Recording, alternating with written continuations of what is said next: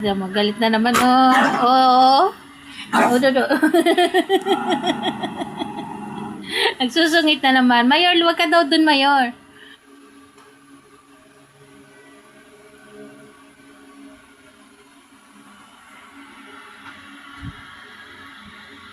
Carla. Ayan lang po sila. Pahiga-higa lang sila. Ayan lang sila. Siyempre, si Bibi Shelo, nandun na sa kanyang higaan. Pinunasa ko siya ng alcohol para mawala yung amoy ng kanyang pupo. Tapos nung naamoy niya na okay na, ayun. Nandun na naman siya, wala na naman makapunta sa kanyang higaan. Doon na naman siya nakahiga. At ayan lang po ang aming mga par babies.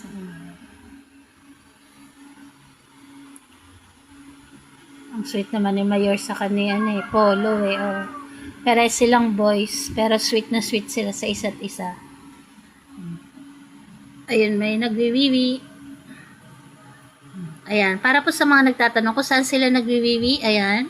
Kitang-kita nyo naman po si Sorry. Doon nagwiwi. Bibi, sorry! Sorry, wag na ngamayin. Ayan. Kahit ganyan po si Sorry, marunong siyang magwiwi kung saan nang dapat. Nakita nyo naman po doon, nagwiwi sa wiwian nila. Diba? Tapos, tulog na yung ating The King. Nandun na naman siya sa kanyang kaharian. Ayan. Kanina lang nagsusungit na naman. Ayan lang po sila. Ayan lang ang aming mga par babies. Ayan, tulog na si Shelo.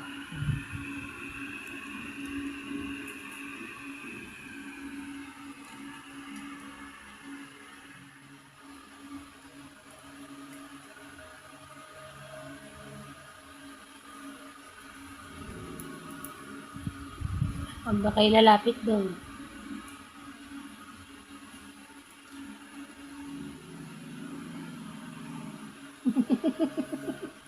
Baka tingin wagas oh.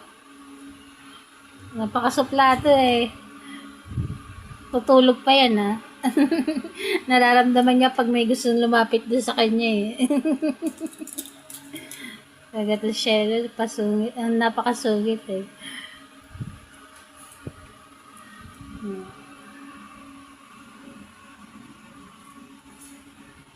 Sabi ng iba, nagsawa daw agad si Shelo sa higaan. Kaya po hindi niya hinihigaan nga kanina kasi naamoy niya pa siguro yung amoy pupo niya. Pero ngayong okay na, ayan. Ayaw niya naman na may lumalapit sa higaan niya. Marunong din naman tong mga to oh. Hindi sila lumalapit. Sigang-siga si Bibi Shelo Ayan lang uli sila Alam nila yung boundaries nila papunta kay Shelo.